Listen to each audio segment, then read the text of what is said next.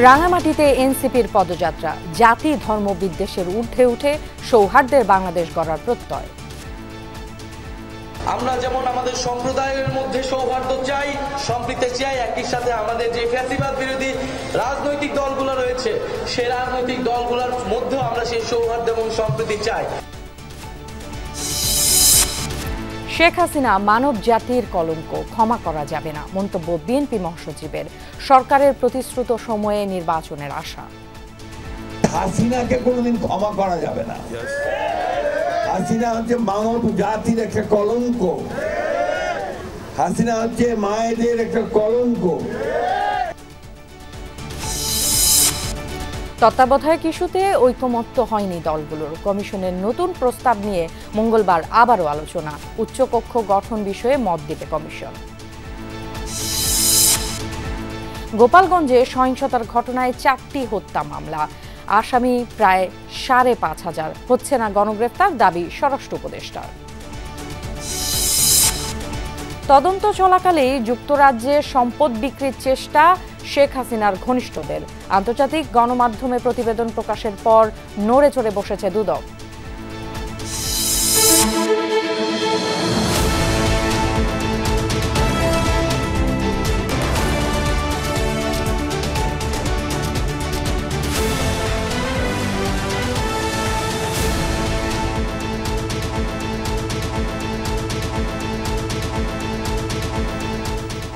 সবাইকে আমন্ত্রণ সন্ধ্যার বাংলাদেশে। সাথে থাকছি আমি ফারহানা ন্যান্সি। এতক্ষণ দেখে নিচ্ছিলেন শিরোনামগুলো। সব রাজনৈতিক দল ও পক্ষকে দায়িত্বশীল আচরণ করার আহ্বান জানিয়েছেন জাতীয় নাগরিক পার্টি এনসিপির আহ্বায়ক নাহিদ ইসলাম। রাঙামাটিতে জুলাই পদযাত্রার পথসভায় তিনি বলেন, ফ্যাসিবাদ বিরোধী রাজনৈতিক দলগুলোর মধ্যে সৌহার্দ্য দরকার। দেশ গড়তে এনসিপির জুলাই পদযাত্রার 20তম দিনের শুরু লালপাহাড়ের জেলা রাঙামাটিতে। জুলাই আন্দোলনে অংশ নেয়া পাহাড়ি শিক্ষার্থী আর স্থানীয় কর্মী সমর্থকদের নিয়ে এ পদযাত্রা। জেলার শিল্পকলা একাডেমি থেকে শুরু করে বাজার এলাকায় জনসংযোগ করেন নাহিদ ইসলাম সহ এনসিপি নেতারা। পুরোটা জুড়ে চোখে পড়ে আইন শৃঙ্খলা বাহিনীর অবস্থান। এই মুহূর্তে দরকার বিচার এবং সংস্কার। বনরূপা পুলিশ বক্স প্রাঙ্গণে পথসভায় পাহাড়ের বিভিন্ন জাতিগোষ্ঠীর জন্য সাম্য, মানবিক মর্যাদার দেশ গড়ার প্রত্যয় জানান নাহিদ, সার্জিস, হাসনাত, জারা, পাটোয়ারি ও সামান্তারা। আমাদের এই বিভিন্ন বাহিনীতে একটা কালচার আছে, কেউ যদি কোনো জায়গায় অপরাধ করে তাকে পানিশমেন্ট পোস্টিং হিসেবে পার্বত্য চট্টগ্রামে, উত্তরাঞ্চলের এইসব জেলায় পাঠিয়ে দেওয়া হয়। এই পানিশমেন্ট পোস্টিং এর মাধ্যমে কোনো একজন অসৎ অফিসারের সাজা হতে পারে না। তার নির্ধারিত আইনি কাঠামোর মধ্য দিয়ে তাকে তার অপরাধ অনুযায়ী শাস্তির আওতায় নিয়ে আসতে হবে। একটা দলের একটা পক্ষে অথবা কিছু মানুষের অধিকার সংরক্ষিত থাকবে, কিছু মানুষের থাকবে না, এমন সংবিধান আমরা চাই না। এই বাংলাদেশ হবে সাম্য, মানবিক মর্যাদা এবং সামাজিক ন্যায় বিচারের রাষ্ট্র। এইখানে আমরা কখনো জাতিভেদ করব না। দলের আহ্বায়ক নাহিদ ইসলাম বলেন, বছরের পর বছর পাহাড়ে যে অশান্তি ও বিভেদ জিইয়ে রাখা হয়েছে তা নির্মূল করবে এনসিপি। ফ্যাসিবাদ বিরোধী রাজনৈতিক দলগুলোর মধ্যে সৌহার্দ্য দরকার, বলেন নাহিদ। পুরনো সংঘাত এবং বিরোধিতার রাজনীতি থেকে আমাদের বের হয়ে আসতে চাই। আমরা যদি কোনো সমালোচনা থাকে, সেই সমালোচনা আমরা গণতান্ত্রিকভাবে যাতে সবাই প্রকাশ করে, সেই আহ্বান সকল রাজনৈতিক দলের প্রতি আমরা দিতে চাই। আমরা এই তৃতীয় কোনো পক্ষকে আর সুবিধা নিতে দিব না।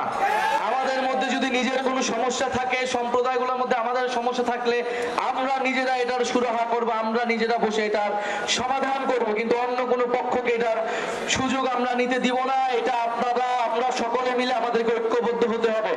এর আগে দিনের শুরুতে চট্টগ্রামে শহীদ পরিবারের সাথে সাক্ষাৎ করে এনসিপি আহ্বায়ক নাহিদ ইসলাম জানান, জুলাই শহীদ ও আহতদের জন্য জাতীয় নাগরিক পার্টির পক্ষ থেকে জুলাই গণ অভ্যুত্থান সেল গঠন করা হচ্ছে।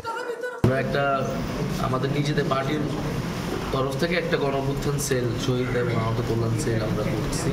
5 আগস্টের মধ্যে সরকারের পক্ষ থেকেই জুলাই ঘোষণাপত্র দেয়া হবে বলে আশা করছে এনসিপি, জানান নাহিদ ইসলাম।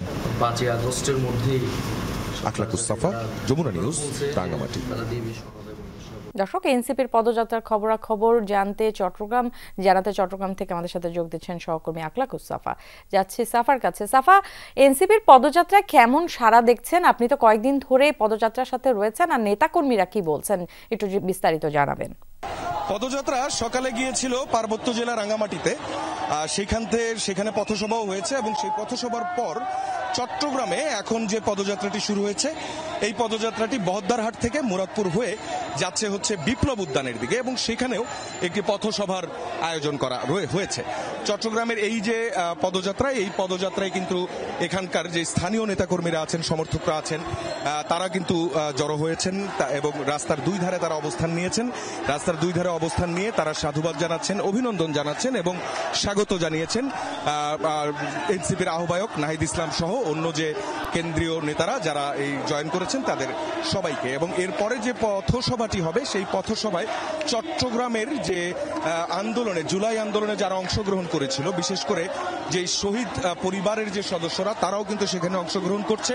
একই সঙ্গে এই যে পদযাত্রাটি চলছে, এই পদযাত্রার একদম সামনের দিকে, যেটা আমি আপনাকে দেখাতে পারিনি ন্যান্সি, সামনের দিকটাতে কিন্তু শহীদ ওয়াসিম সহ যারা এই চট্টগ্রামে জুলাই আন্দোলনে শহীদ হয়েছিল, যে রণক্ষেত্র তৈরি হয়েছিল, সেই রণক্ষেত্র এবং সেই সময়টাকেই কিন্তু এই এনসিপি নেতারা এসে এখন তাদেরকে মনে করিয়ে দিতে চাচ্ছেন এবং তারা যে ঐক্য, সাম্য এবং মানবিক মর্যাদার যে দেশ গড়ার প্রত্যয়ের কথা বলছেন, সেই দেশ গড়ার জন্য চট্টগ্রামে এবং স্থানীয় পর্যায়ে তারা কি কি কাজ করবেন, কোন কোন জনগোষ্ঠীর জন্য এবং কার কি প্রয়োজন, এসব নিয়ে কিন্তু তারা যে বক্তব্যগুলো, সেই বক্তব্যগুলো দিচ্ছেন এবং স্থানীয় নেতাকর্মীদের সঙ্গে এসব নিয়ে কিন্তু কথা বলছেন। আমরা দেখেছি যে অন্যান্য জেলায়ও যারা জয়েন করেননি, সেই কেন্দ্রীয় নেতারাও কিন্তু এই চট্টগ্রামের যে পদযাত্রা, সেই পদযাত্রায় কিন্তু তারা জয়েন করেছেন এবং এর পরেও, অর্থাৎ এই পথসভার পরেও কিন্তু রাতে আরো 3টি প্রোগ্রাম আছে, যে 3টি প্রোগ্রামে আলাদা আলাদা করে অংশ নেবে এনসিপির কেন্দ্রীয় নেতারা। ন্যান্সি। সাফা, আপনাকে ধন্যবাদ, বিস্তারিত আমাদেরকে জানিয়েছেন। প্রতিশ্রুত সময় অনুযায়ী সরকার নির্বাচন দেবে এমন প্রত্যাশা করে বিএনপি মহাসচিব মির্জা ফখরুল ইসলাম আলমগীর জানান, নিজেদের মধ্যে ভিন্ন মত থাকলেও সবাইকে নিয়ে রেইনবো নেশন গড়তে চায় তার দল। এছাড়া জুলাই গণহত্যার জন্য শেখ হাসিনাকে ক্ষমা করা যায় না বলেও মন্তব্য করেন বিএনপি মহাসচিব। জুলাই অভ্যুত্থানে শহীদদের স্মরণে রাজধানীর জিয়া উদ্যানে বৃক্ষরোপণের এই কর্মসূচির আয়োজক জাতীয়তাবাদী কৃষক দল ও আমরা বিএনপি পরিবার, যেখানে প্রত্যেক শহীদের নাম অনুসারে একটি করে গাছের চারা রোপণ করা হয়। শহীদ আবু সাইদের নামে নিম গাছের এই চারা রোপণ করে কর্মসূচির উদ্বোধন করেন বিএনপি মহাসচিব মির্জা ফখরুল ইসলাম আলমগীর। এর আগে সবুজ পল্লবে স্মৃতি অম্লান এমন শিরোনামে আলোচনা অনুষ্ঠানে শহীদ পরিবারের সদস্যরা তাদের প্রিয়জনদের স্মৃতি আলাপ তুলে ধরেন।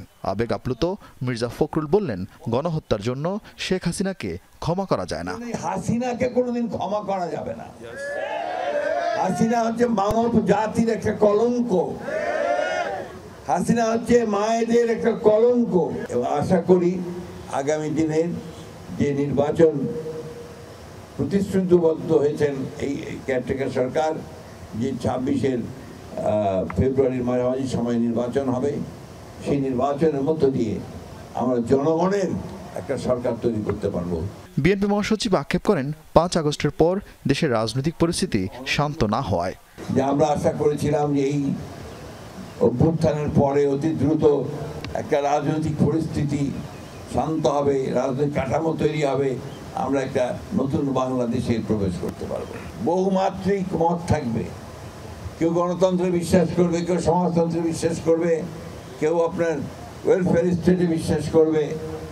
এই সবগুলোকে মিলিয়ে আমরা একটা রেইনবো স্টেট, আমাদের দেশনেত্রী বেগম খালেদা জিয়া সেই স্বপ্ন দেখেছিলেন। এবছর সারা দেশে 10 লাখ গাছের চারা রোপণের কর্মসূচি হাতে নিয়েছে বিএনপি, জানান দলটির মহাসচিব মির্জা ফখরুল। আরফিন শাকিল, যমুনা নিউজ, ঢাকা। দিনভর আলোচনা হলেও নির্বাচনকালীন তত্ত্বাবধায়ক সরকার গঠন নিয়ে চূড়ান্ত কোনো সিদ্ধান্তে আসতে পারেনি দলগুলো। ফলে বিভিন্ন দলের প্রস্তাবের ভিত্তিতে কমিশনের পক্ষে দেয়া হয় নতুন প্রস্তাব, যা নিয়ে আলোচনা হবে মঙ্গলবার। জাতীয় ঐকমত্য কমিশনের দ্বিতীয় পর্যায়ের 15তম দিনের বৈঠক শেষে এসব কথা জানান রাজনৈতিক দলের নেতারা। কমিশনের সহ সভাপতি আলী রিয়াজ বলেন, কমিশন সংশোধিত সমন্বিত প্রস্তাব করেছে, যার অধিকাংশ বিষয়ে একমত হয়েছে সব দল। আলী রিয়াজ বলেন, ৩১ জুলাইয়ের মধ্যে জাতীয় সনদ তৈরির আশা করছে ঐকমত্য কমিশন। রোববার তত্ত্বাবধায়ক সরকার ও প্রধানমন্ত্রীর একাধিক পদে থাকা নিয়ে রাজনৈতিক দলগুলোর সাথে আলোচনা হয়। বৈঠক শেষে বিএনপির স্থায়ী কমিটির সদস্য সালাউদ্দিন আহমদ বলেন, একই ব্যক্তির সংসদ নেতা ও প্রধানমন্ত্রী হবার বিষয়ে অধিকাংশই একমত পোষণ করেছে। যদিও প্রধানমন্ত্রীর একাধিক পদে থাকার বিধান নিয়ে ভিন্ন মত আছে কিছু রাজনৈতিক দলেরও। কমিশন বৈঠক করে আরেকটি সংশোধিত সমন্বিত প্রস্তাব উপস্থাপন করেছে। ওই খসড়া প্রস্তাবটি নিয়ে দলগতভাবে আলোচনা করে আগামীকাল আমাদেরকে মতামত জানাবেন। বিস্তারিত আলোচনা শেষে অধিকাংশের মধ্যে একটা মতামত এসছে যে প্রধানমন্ত্রী এবং তার সাথে সংসদ নেতার ভূমিকাটা প্রায় অঙ্গাঙ্গিভাবে জড়িত। এই দুই ক্ষেত্রে প্রায় সকলেই একমত। পার্লামেন্টে ইলেক্টেড সকল দলের পক্ষ থেকে আমাদের যিনি তত্ত্বাবধায়ক সরকারের প্রধান হবেন তার জন্য নাম প্রস্তাব হবে। সংখ্যা 1 হতে পারে, 2 হতে পারে, কিন্তু there should be representation from all the party. আমাদের যে প্রস্তাবটা ছিল 3 জায়গার থেকে 3 ব্যক্তি প্রধান হবেন। রাজনৈতিক দলগুলো তাদের আগামীর বাংলাদেশের কথা চিন্তা করে এই প্রস্তাবটায় রাজি হবেন। এবং গোপালগঞ্জে সহিংসতায় প্রাণহানির ঘটনায় পুলিশ বাদী হয়ে 4টি হত্যা মামলা দায়ের করেছে। সদর থানায় করা এসব মামলায় মোট আসামি ৫,৪০০ জন। এ নিয়ে সহিংসতার ঘটনায় মামলার সংখ্যা দাঁড়ালো 8টি। এখন পর্যন্ত 310 জনকে গ্রেফতার করেছে আইনশৃঙ্খলা রক্ষাকারী বাহিনী। এদিকে কারফিউ শেষে জেলা জুড়ে জারি রয়েছে 144 ধারা। সকাল 6টা থেকে রাত 8টা পর্যন্ত বলবৎ থাকবে এই বিধিনিষেধ। জেলা প্রশাসন জানিয়েছে এই সময়ের মধ্যে যে কোনো ধরনের সভা, মিছিল ও জনসমাবেশ নিষিদ্ধ থাকবে। 144 ধারার আওতামুক্ত শিক্ষার্থী, সরকারি অফিস সহ জরুরি পরিষেবা সমূহ। শহর জুড়ে জোরদার আছে নিরাপত্তা। সীমিত আকারে খুলেছে ব্যবসা প্রতিষ্ঠান। গেল বুধবার সহিংসতার পর জেলায় জারি করা হয় কারফিউ। গতকাল তা শিথিল করা হয়। সরকারের নির্দেশনা তো মানতে হবে। এই নির্দেশনা মানতে যে আমাদের কষ্ট হচ্ছে। দোকানপাট বন্ধ, আয় রোজগার মোটেও নাই। আনার পড়ছে, মালটা পড়ছে, ঠিক আছে। এই ধরনের বন্ধ, সাধারণ মানুষ, আমরা গরিব মানুষ, আমরা দোকান যদি না করতে আমরা চলবো কিভাবে? শহরে কোনো লোকজন নাই, যারা আমরা দিন মজুরি, দিন আনি দিন খাই, আমরাই ভুক্তভোগী সবচেয়ে বেশি। আইনশৃঙ্খলা বাহিনী নির্বাচনের প্রস্তুতি নিচ্ছে। এই বাহিনী দিয়ে সুষ্ঠু নির্বাচনে কোনো অসুবিধা হবে না বলে দাবি করেছেন স্বরাষ্ট্র উপদেষ্টা। বলেন, আগের চেয়ে আইনশৃঙ্খলার অনেক উন্নতি হয়েছে। দাবি করেন, গোপালগঞ্জে গণগ্রেফতার হচ্ছে না, সেনাবাহিনী পরিস্থিতি অনুযায়ী ব্যবস্থা নিচ্ছে। উপদেষ্টা এ সময় মত প্রকাশের নামে অশালীন ও আক্রমণাত্মক ভাষায় বক্তব্য দেওয়ারও সমালোচনা করেছেন। গোপালগঞ্জ ও চকরিয়ায় হামলা, সংঘর্ষের ঘটনাসহ সার্বিক আইনশৃঙ্খলা পরিস্থিতিতে রাজনীতিতে নানা সন্দেহ, অবিশ্বাস। এমন পরিস্থিতি থাকলে ফেব্রুয়ারি বা এপ্রিলে জাতীয় সংসদ নির্বাচন কতটা সুষ্ঠু হবে এ নিয়ে প্রশ্ন তুলেছে জামায়াত, এনসিপি সহ কিছু রাজনৈতিক দল। স্বরাষ্ট্র উপদেষ্টা অবশ্য আশাবাদী। সচিবালয়ে মন্ত্রণালয়ের কোর কমিটি এবং ডিএমপি ও আশেপাশের এলাকার আইন শৃঙ্খলা সংক্রান্ত বিশেষ সভা শেষে তিনি দাবি করেন, নির্বাচন ঘিরে প্রস্তুতি চলছে, অসুবিধা হবে না। এই আইন শৃঙ্খলা বাহিনী সুষ্ঠু নির্বাচন করতে পারবে না কেন? আইন শৃঙ্খলা বাহিনী যে প্রস্তুতি, আরও তো অনেক সময় রয়ে গেছে, আমাদের প্রস্তুতি রয়ে গেছে, আমাদের ট্রেনিং হচ্ছে, আমরা ট্রেনিং প্রোগ্রাম করে দিচ্ছি, আমরা তো প্রস্তুতি নিয়ে নিচ্ছি, আল্লাহ দিলে করতে কোনো অসুবিধা হবে না। সভা সমাবেশে অশালীন ও আক্রমণাত্মক বক্তব্যের দিকে ইঙ্গিত করে উপদেষ্টা এর সমালোচনা করেছেন। মত প্রকাশ করার সময় যেন কোনো অশালীন কোনো ভাষা ব্যবহার না করা হয় এবং কোনো ধরনের আক্রমণাত্মক ব্যবহারটা না করা হয়।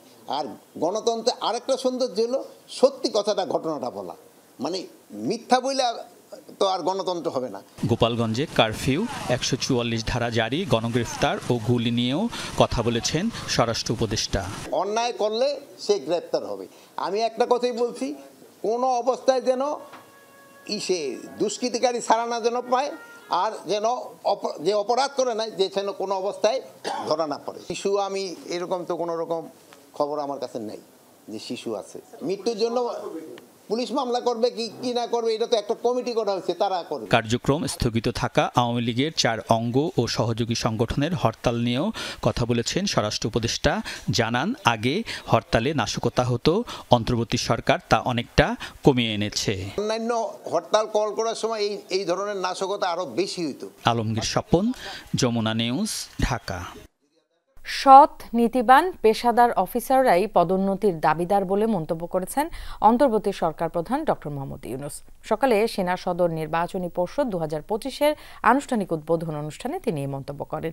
রাজনৈতিক মতাদর্শের ঊর্ধ্বে থেকে যেসব অফিসার সামরিক জীবনের বিভিন্ন স্তরে যোগ্য নেতৃত্ব দিতে সফল হয়েছেন তাদের পদোন্নতির জন্য নির্বাচিত করার নির্দেশনা দেন তিনি। ডক্টর ইউনূস বলেন, দেশের স্বাধীনতা ও সার্বভৌমত্ব রক্ষায় বাংলাদেশ সেনাবাহিনীর দায়িত্ব পালনের পাশাপাশি অভ্যন্তরীণ শান্তি শৃঙ্খলা, স্থিতিশীলতা ও দুর্যোগ মোকাবেলায় গুরুত্বপূর্ণ অবদান রেখে চলেছে।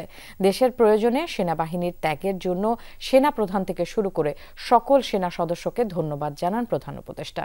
এর আগে অনুষ্ঠানের স্থলে পৌঁছালে প্রধান উপদেষ্টাকে স্বাগত জানান সেনাবাহিনীর প্রধান জেনারেল ওয়াকারুজ্জামান।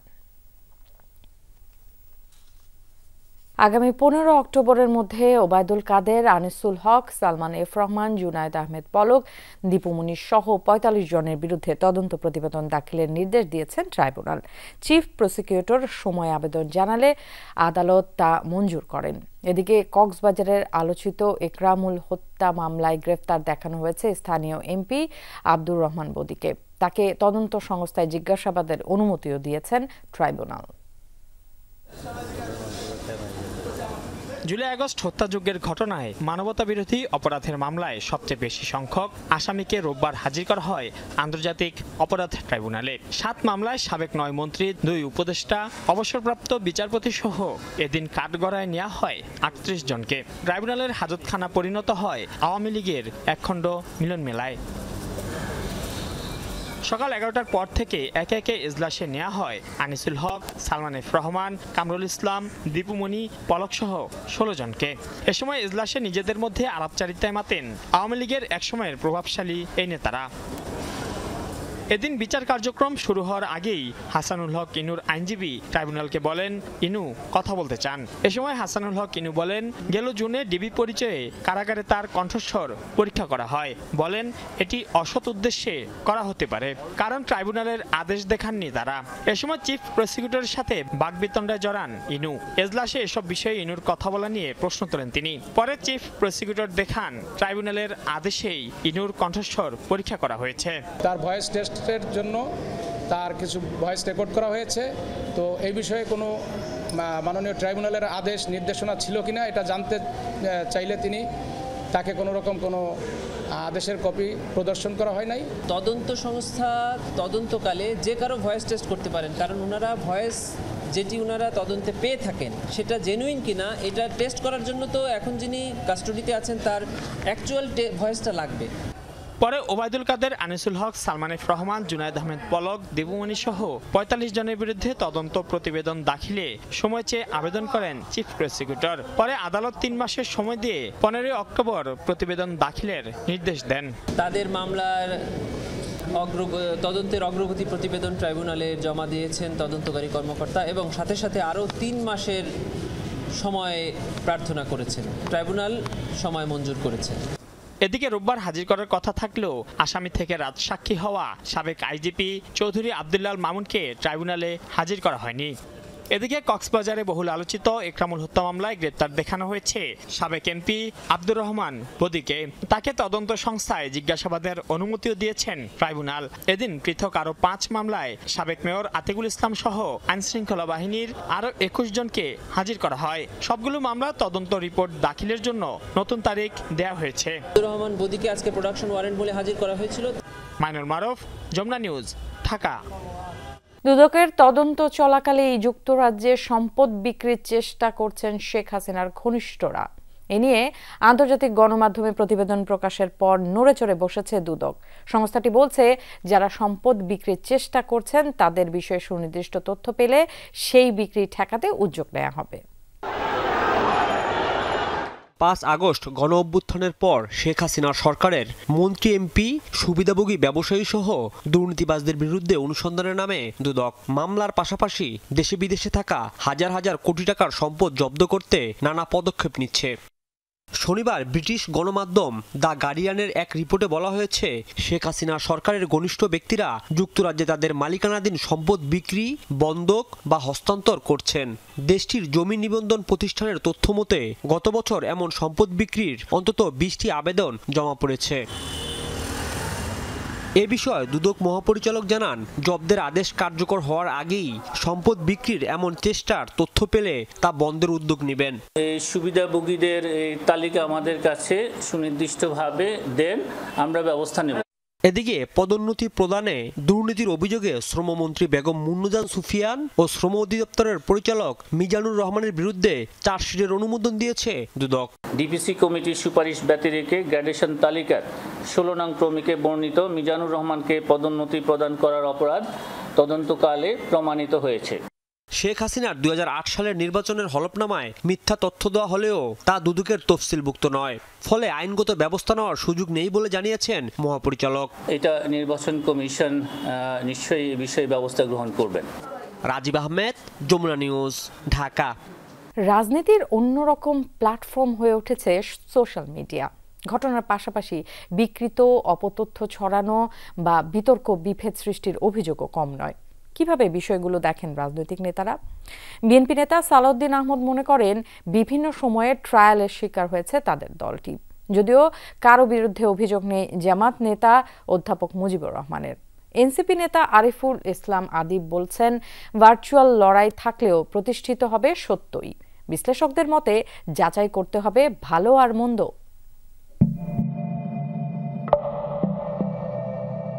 ভিডিও নির্মাতাদের গুগল পেমেন্ট দেয়া শুরু করে 2007 সালে। বাংলাদেশে এর প্রসার ঘটে 2012 সালের পর। কন্টেন্টে নতুন মাত্রা যোগ করে রাজনৈতিক সমালোচনা। দেশে কয়েকটি গণমাধ্যম বন্ধ ও অন্যরা সংকুচিত হলে সরকারের সমালোচনার ক্ষেত্র হয়ে ওঠে সোশ্যাল মিডিয়া। 24-এর কোটা বিরোধী আন্দোলন এবং গণ অভ্যুত্থানে অনেকের চোখ ছিল ভার্চুয়াল জগতে। দর্শকের অতি পছন্দের জায়গা হয়ে ওঠে রাজনৈতিক কন্টেন্ট, যা সহজে বোঝা যায় ভিউ বা শেয়ারে।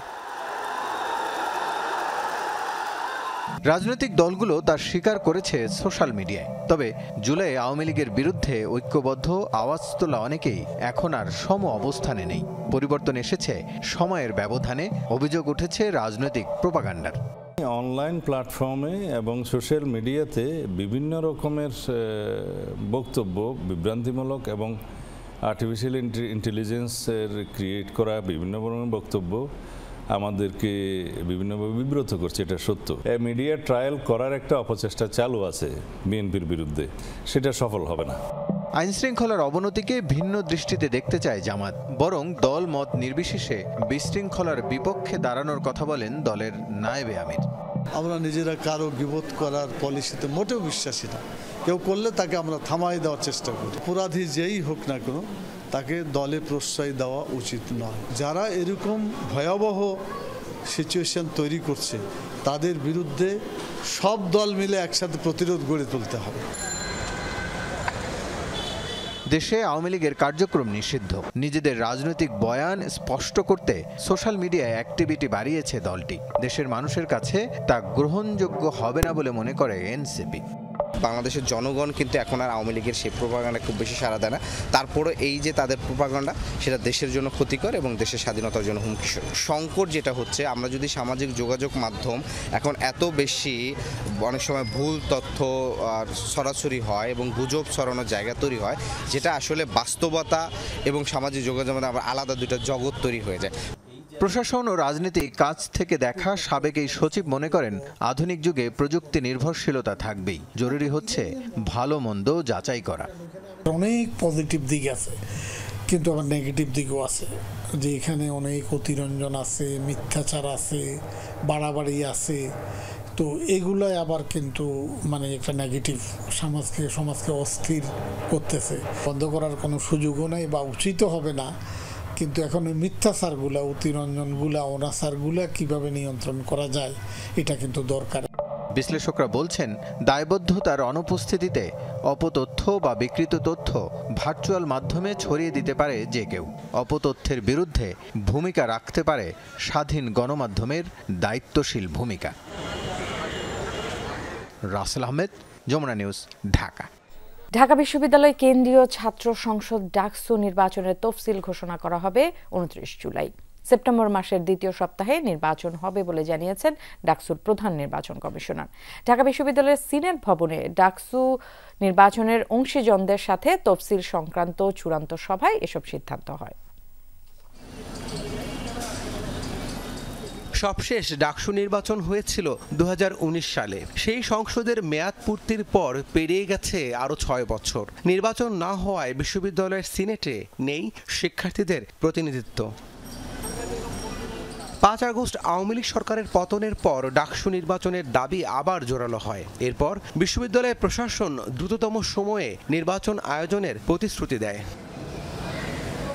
রোববার ঢাকা বিশ্ববিদ্যালয়ের সিনেট ভবনে ডাকসু নির্বাচনের অংশীজনদের সঙ্গে তফসিল সংক্রান্ত সভায় আগামী 29 জুলাই তফসিল ঘোষণার সিদ্ধান্ত হয়। সেপ্টেম্বরের দ্বিতীয় সপ্তাহেই নির্বাচন হবে বলে সাংবাদিকদের জানান ডাকসু নির্বাচনের চিফ রিটার্নিং কর্মকর্তা। অনেকটা বন্ধের দিন অথবা মঙ্গলবার অথবা সুইটেবল কোনো ডেট, যেদিন অন্তত ক্যাম্পাস এরিয়াতে কোনো ধরনের সভা সমাবেশ থাকবে না, সেদিনটাকে আমরা ভোটের তারিখ হিসেবে নির্ধারণ করব। তবে আমরা যে টাইমলাইন দিয়েছি এর বাইরে যাবে না। সভায় সিদ্ধান্ত হয় এই নির্বাচনে ভোট গ্রহণ হবে নিরপেক্ষ 6 কেন্দ্রে, কোনো হলে ভোট কেন্দ্র থাকবে না। আমাদের হাতে এখনো সেই ভোটার তালিকাটা এসে পৌঁছায়নি। এই ভোটার তালিকাটা এসে না পৌঁছানোর কারণ হচ্ছে এই তালিকাটা প্রতিদিন আপডেট হচ্ছে, এক।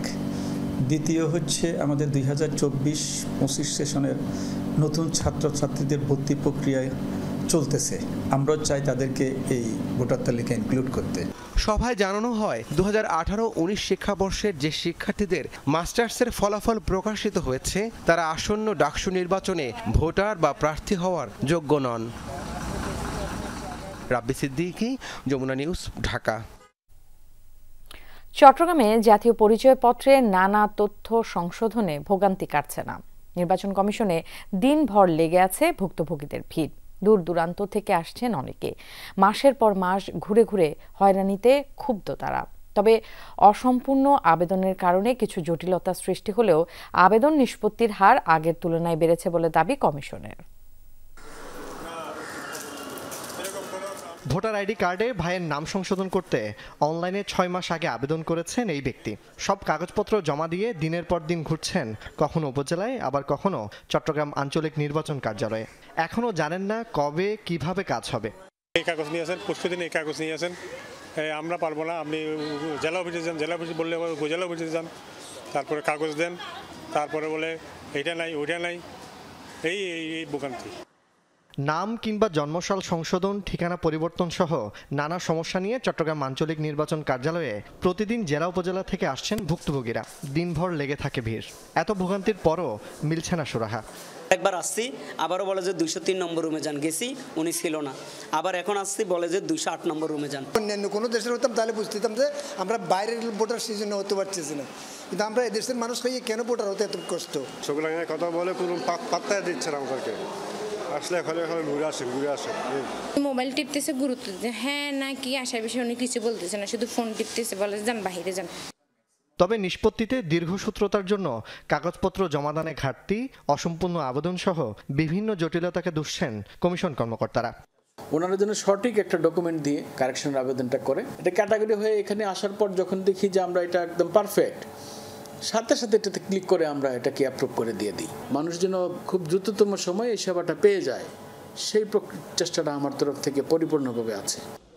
কমিশনের দাবি, ভোগান্তি নিরসনে চলমান ক্রাশ প্রোগ্রামের আওতায় গত 22 এপ্রিল থেকে 30 জুন পর্যন্ত প্রায় 45,000 আবেদন নিষ্পত্তি হয়েছে। 20 জুলাই থেকে নতুন আবেদন জমা পড়েছে প্রায় 1700। জোবায়েত ইবনে শাহাদাত, যমুনা নিউজ, চট্টগ্রাম। ডিজিটাল সুবিধা নাগরিক সেবা কেন্দ্রের আওতায় আনা হচ্ছে জানিয়েছেন প্রধান উপদেষ্টার বিশেষ সহকারী ফয়েজ আহমেদ তৈয়ব। সন্ধ্যায় নীলক্ষেত 18 নম্বর ওয়ার্ডের নাগরিক সেবা কেন্দ্র উদ্বোধন ও পরিদর্শন শেষে কথা বলেন তিনি। জানান এই কেন্দ্রগুলোতে নাগরিক সনদ, ওয়ারিশ সনদ, ট্রেড লাইসেন্স, জাতীয় পরিচয়পত্র সংশোধন, জন্ম নিবন্ধন সংশোধন সহ সরকারি ও বেসরকারি সেবা পাওয়া যাবে। কেন্দ্রগুলো প্রশিক্ষিত উদ্যোক্তা দ্বারা পরিচালিত হবে, যারা নাগরিকদের প্রয়োজনীয় সহায়তা প্রদান করবে। নাগরিক সেবার মাধ্যমে আমরা সরকারি যে সেবাগুলো আছে, যে সেবাগুলো ডিজিটাল সেবা, এই জিনিসগুলো আমরা একটা প্ল্যাটফর্মের মাধ্যমে এই ধরনের নাগরিক সেবা কেন্দ্রে আনছি। নাগরিক সেবায় এই কনসেপ্টটাকে একটা ডিজিটাল ট্রান্সফরমেশনের মধ্যে আনতে যাচ্ছি। এটা মেইন উদ্দেশ্য হচ্ছে যে নাগরিক কোনো অফিসে যাবে না। ফুলেল শ্রদ্ধায় বিদায় নিলেন বরেণ্য ভাস্কর ও চিত্রশিল্পী অধ্যাপক হামিদুজ্জামান খান। ঢাকা বিশ্ববিদ্যালয়ের চারুকলা অনুষদে এই শিল্পীর শ্রদ্ধা অনুষ্ঠানে যোগ দেন তার সহকর্মী, স্বজন, ছাত্ররা। বিশ্ববিদ্যালয় কেন্দ্রীয় মসজিদে হয় জানাজা। মরদেহ নেওয়া হচ্ছে কিশোরগঞ্জে, সেখানে এই সোমবার দাফন হবে। শেষবারের মতো অধ্যাপক হামিদুজ্জামান খানের দেহের প্রবেশ প্রিয় চারুকলায়। সাবেক আর্ট কলেজে পড়েছেন এই ভাস্কর, পরে যেটি রূপান্তর হয় চারুকলা অনুষদে। 1970 সালে শিক্ষক হিসেবে যোগ দিয়ে অধ্যাপক হিসেবে 2012 সালে অবসর নেন। কিন্তু থেমেছিল না তার শিল্প চর্চা। বাংলাদেশের মহান মুক্তিযুদ্ধের গৌরবময় অধ্যায় ফুটে উঠেছিল তার করা নানা ভাস্কর্যে। মুক্তিযুদ্ধের প্রথম ভাস্কর্য জাগ্রত চৌরঙ্গি নির্মাণ করেছিলেন শিল্পী আব্দুর রাজ্জাকের সঙ্গে মিলে। তারপর জাগ্রত বাংলা, সংসপ্তক, বিজয়কেতন, ইউনিটি, ফ্রিডম, স্বাধীনতা চিরন্তন সহ অসংখ্য ভাস্কর্য গড়েছেন হামিদুজ্জামান খান। মুক্তিযোদ্ধাদের নিয়ে যে প্রেজেন্টেশনটা, সেটা অত্যন্ত আধুনিকভাবে তিনি প্রকাশ করার চেষ্টা করেছেন তার শিল্প মাধ্যমে। যত ধরনের শিল্প মাধ্যম আছে আর কি, ভাস্কর্য মানে তৈরির সকল মাধ্যমে তিনি কাজ করেছেন। কাজের মধ্যে যে তার সাংঘাতিক একটা কমিটমেন্ট, তার একেবারে নিমজ্জন, এটা ভাবা যায় না। বিকেলে হামিদুজ্জামান খানের মরদেহ আনা হলে শেষবারের মতো তাকে দেখতে চারুকলায় ভিড় করেন তার সহকর্মী, স্বজন, শিক্ষার্থীরা। ফুলেল শ্রদ্ধা জানান গুণী এই শিল্পীর প্রতি। ভাস্কর্য হামিদুজ্জামান খানের প্রধান শিল্প মাধ্যম হলেও জল রঙের ছবিতেও বিশেষ পারদর্শিতা ছিল তার। কোন জায়গায় যে তার দখল নাই সেটা চিহ্নিত করা বড় মুশকিল ছিল। উনি কিন্তু পেন্টিংয়ের ছাত্র ছিলেন, কিন্তু পরবর্তী সময়ে স্কাল্পচার নিয়ে পড়াশোনা করেছে এবং স্কাল্পচারের শিক্ষকতা করেছে। ডেঙ্গু ও নিউমোনিয়ায় আক্রান্ত হয়ে গত 15 জুলাই হাসপাতালে ভর্তি হন হামিদুজ্জামান খান। রোববার সকালে অবস্থার অবনতি হলে লাইফ সাপোর্ট খুলে দেয়া হয়। তার এখানেই জীবন শুরু হয়েছে, এখানে শেষ। সবাই দোয়া করবেন। কিশোরগঞ্জের সহস্রামে সংরক্ষণের পাশেই তার সেই ইচ্ছা অনুযায়ী তাকে দাফন করা হবে। দাফনের আগে স্থানীয়ভাবে আগামীকাল সকালে আরেকটি জানাজা ওইখানে অনুষ্ঠিত হবে। শ্রদ্ধা নিবেদন শেষে ঢাকা বিশ্ববিদ্যালয় কেন্দ্রীয় মসজিদে জানাজা হয় 21 পদকপ্রাপ্ত এই শিল্পীর। শাকিল হাসান, যমুনা নিউজ, ঢাকা। এই ছিল আজকে সন্ধ্যার বাংলাদেশের আয়োজনে। এতক্ষণ আমাদের সাথে যারা ছিলেন সবাইকে ধন্যবাদ।